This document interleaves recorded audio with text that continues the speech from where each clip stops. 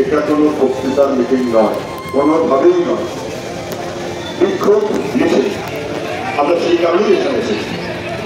এমনকি একটা সংগঠিত আগে থেকে ভেবে চিন্তে অবরোধ, তাও এখানে এটা ঠিক। মানুষের মধ্যে রাগ আছে, ছাত্র যুব মহিলাদের মধ্যে রাগ আছে, সেই রাগের ভূমিকা অবশ্যই আছে। তা সত্ত্বেও আমরা সবাইকে বলেছি অ্যাম্বুলেন্স ছেড়ে দেবেন, অন্য যারা আছেন তারা 2 মিনিট অপেক্ষা করবেন। আমরা একটুখানি মিছিল করে ট্রাফিক মোড়ের দিকে যাবো। এখানে ঘন্টা পর ঘন্টা আটকে রাখাটা আমাদের লক্ষ্য নয়। কিন্তু পানিহাটির মানুষ নিশ্চয়ই টের পাচ্ছে, গোটা রাজ্যের মানুষ টের পাচ্ছে, একটা মেয়ে, আমাদের এলাকার মেয়ে, ভালো মেয়ে, লেখাপড়া করা মেয়ে, ডাক্তার এবং ডাক্তারি মাস্টার ডিগ্রির ছাত্রী, তাকে বেওয়ারিশ লাশ করে দেওয়ার চেষ্টা করলো পুলিশ। বেওয়ারিশ লাশ করে দেবে কেন? কি অপরাধ? গ্যাসে পড়তে সেমিনার হল রাত্রে বাকি যা কাজকর্ম ইত্যাদি সব করেছে।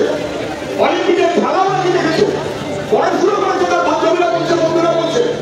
তারপর রাত্রিবেলা সেমিনার হলে হাসপাতাল মেডিকেল কলেজের নিজস্ব জায়গা, ওটা রাস্তার জায়গা না। সেইখানে মেয়েটি পরের দিন সকালবেলা বন্ধুরা ক্লাসের জন্য ঘটি দিকে দেখছে। এইরকম কেন দুর্ঘটনাগুলো কর্তৃপক্ষ, হাসপাতাল কর্তৃপক্ষ সবাইকে জানিয়ে দিল, বালিকা পর্যন্ত খবর দিল, সুইসাইড। পুলিশ লেগে বলল আমার জমা দিতে, হাসপাতাল কর্তৃপক্ষ সুইসাইড করে ধারা জমা দিল, কর্তৃপক্ষ ধারা জমা দিতে লেগে বলল। স্বাস্থ্যমন্ত্রীর নাম মমতা ব্যানার্জি, পুলিশ মন্ত্রীর নাম মমতা ব্যানার্জি। আমরা ভিন্নাক জানাই, আমরা নিন্দা জানাই পুলিশ এবং প্রশাসন মিলে যেভাবে আমাদের পানিহাটির মেয়েটাকে বেওয়ারিশ লাশ করে দিতে চেয়েছে, তার বিরুদ্ধে ভিন্নাক জানানোর কোনো বিকল্প আমাদের কাছে নেই। এই ভিন্নাক এই সরকারের প্রাপ্য, অপরাধীদের প্রাপ্য। অথবা আমাদের কাছে স্পষ্ট, কে খবর দিলেন যে সুইসাইড? কোথা থেকে বললেন যে সুইসাইড? পরে দেখা গেল রক্ত, আঘাত, উঠ বিভিন্ন জায়গায়, এবং যারা এক্সপার্ট তারা বলছেন একাধিক আঘাত, একাধিক ধরনের আঘাত, একাধিক ব্যক্তির দ্বারা আঘাত। আঘাতের মানুষের সবাই বলছেন rape and murder, rape and murder. ধর্ষণ এবং ধর্ষণের পরে খুন, পোস্টমর্টমের আগে হাসপাতাল অপদার্থের মতো করে কর্তৃপক্ষ তারা করে দিল সুইসাইড। তারা ধামাচাপা দেওয়ার ব্যবস্থা করলো।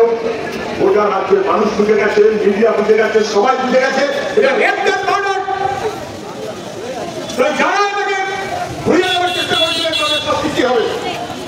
এখন শেষমেশ পুলিশের একজন সিভিক পুলিশ তাকে একদিন ধরেছে, হতে পারে সে যুক্ত, আমি জানি না কে যুক্ত হতো, তদন্তের ব্যাপার, তদন্তের ব্যাপার, কোনো সন্দেহ ব্যাপার নেই। কিন্তু পুলিশকে সরকারের আগে হাজির হয়ে গেছিল হঠাৎ করে, কি কারণে? কেন লেগে গেছে? ওই পুলিশের জায়গা না, সিভিক পুলিশের কাজের মতো ব্যাপারে না।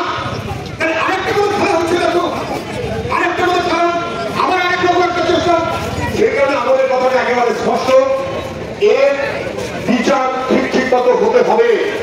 এই বিচার ধামাচাপা দেওয়ার চেষ্টা যারা করেছে, কলেজের কর্তৃপক্ষ এবং প্রিন্সিপাল, তাদের শাস্তি কি হবে? পুলিশ এই বাবাকে গায়ে ধরে তুলে নিয়ে চলে গেছে, মাকে মেডিকেল কলেজে অনেক জনের ঘরে ঢুকে গেছে, আর বাকি তাদের কোনো সহযোগ করতে